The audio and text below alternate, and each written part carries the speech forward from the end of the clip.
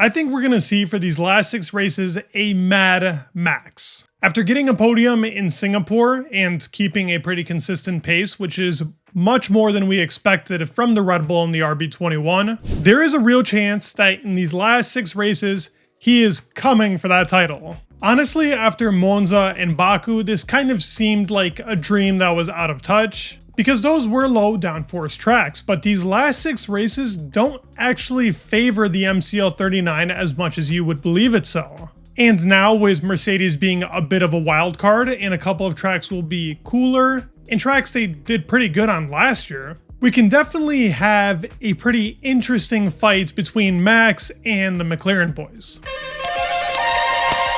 No, not you, Seamus. Ah, poo. So that's what I want to talk about today, the last 6 races, who's got it in the bag, which teams will be competitive where, because we have a lot to go off of the strengths and weaknesses of each car, where they're good, where they're not, and even the drivers, where they've actually done well and where they've struggled throughout each of the seasons they've been in Formula 1. But with that said, if you're new here, please go ahead and subscribe. We're so close to that 100K. Means the world to me. Thank you so much for watching these videos and letting me do what I do. But let's get started in talking about these 2025 cars, who will win by the end of 2025. First, to talk a little bit about the RB21. I mean, this car in the beginning of the season, we didn't know which tracks it would be good on. Bahrain showed its weaknesses in those high deg tracks, low speed corners were bad, and traction just wasn't what it used to be on like the RB19. They dominated this regulation period through suspension and traction. Now that's been the McLaren. And the aero efficiency has actually been much better on the Red Bull than that of the MCL39. With these last 6 tracks, aero efficiency actually will play a bigger factor than that of traction. And they have minimized that problem they've had throughout the season. In Singapore, that should have been a very weak track on paper for the RB21, and the MCL honestly should have dominated. In the race, they were still the quickest car and controlled their tire stress best out of really the 3 top teams, being Mercedes, McLaren, and Red Bull in that race. So that strength is still there. There's a couple of tracks where I worry for the Red Bull car, but drag has been such an issue. In any of these seasons during this regulation period, the McLaren car, it's always been bad. It's been pretty draggy. The top speed has never really been there, so that will matter. So let's talk about COTA first. Now in 24, and this does matter because cars carry over inherent traits. It's just what happens. So from each season, tracks do matter for the teams on whether or not those strengths will still be there or more weaknesses have been provided in the season to show us this track will be worse. Well, for COTA, I actually believe the Red Bull car should be the quickest here. It's going to be a tire-eating track, but drag plays a significant part here, and aero efficiency is also key, especially in Sector 1. I think it's going to be a nice battle between the Red Bull and the McLaren, but I do see the RB21 coming out in Sector 1, and I do believe it to be strong in Sector 2 as well. In Sector 3, as the tires are coming to an end, I think the McLaren car can be a bit better there.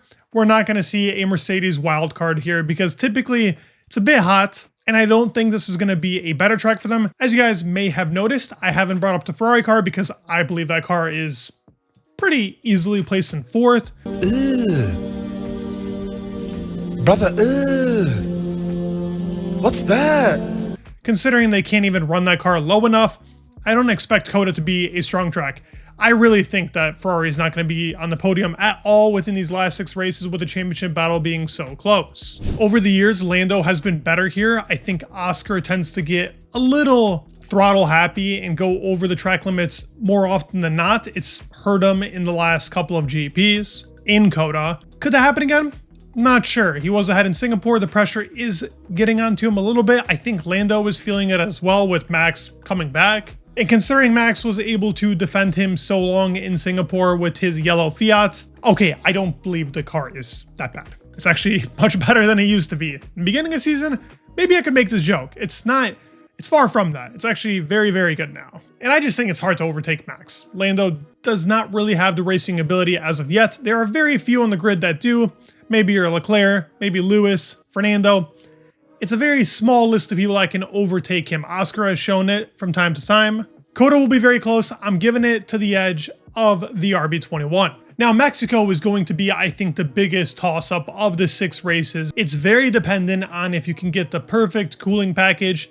Now, drag here isn't as important because of that super high altitude. These cars have maximum downforce pretty much and are still hitting 370 kilometers per hour on that straight. But grip and traction is very important in Mexico. Last year, it was pretty close. Max did end up pulling a very notorious move. But this year, I think this is going to be a McLaren track. I think it's going to be hard for the Red Bull to replicate what they were able to do before this regulation period where they were always the strongest here. Because I think even aero-wise, the McLaren still is a very strong car, and on traction, it's very good. With it being such a low grip track, a lot of those corners in Sector 1 rely on traction, not downforce. So I could see the McLaren car being quicker here and maybe even a 1-2. This could be the track that could put a halt to Max's championship battle.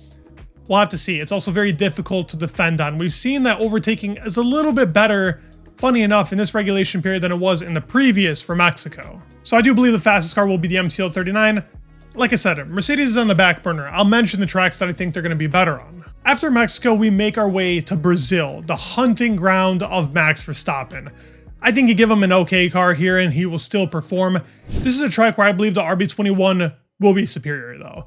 The way that Max drives, Brazil is just pretty much made for that type of driving style. And if you add a little bit of rain, I think it's pretty confirmed that they will be P1 here. The RB20 was strong here.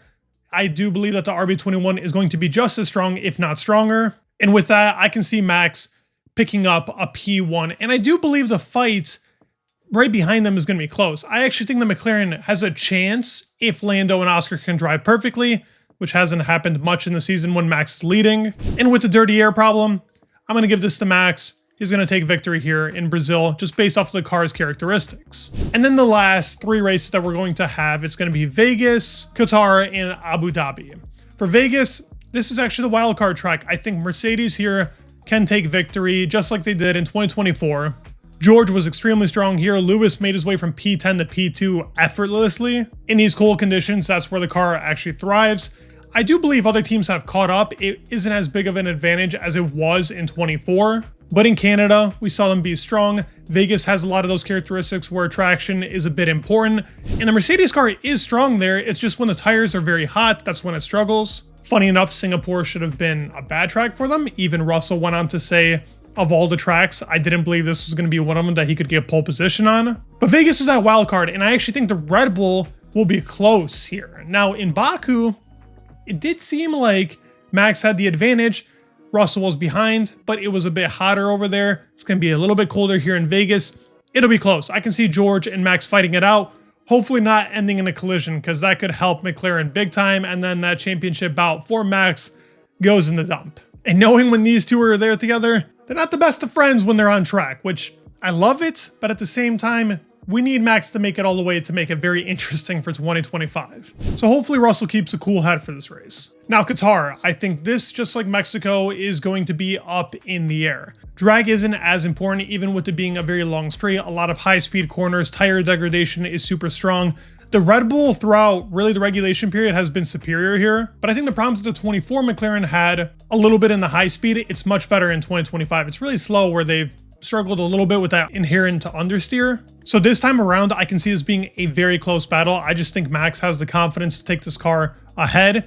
I could see Oscar actually inching a victory here as well. This has been probably one of his best tracks since he's came into Formula One. So for me, another toss-up track, I'm actually going to give it just slightly to the McLaren. I believe this is that type of track, like Mexico, where they could take a victory.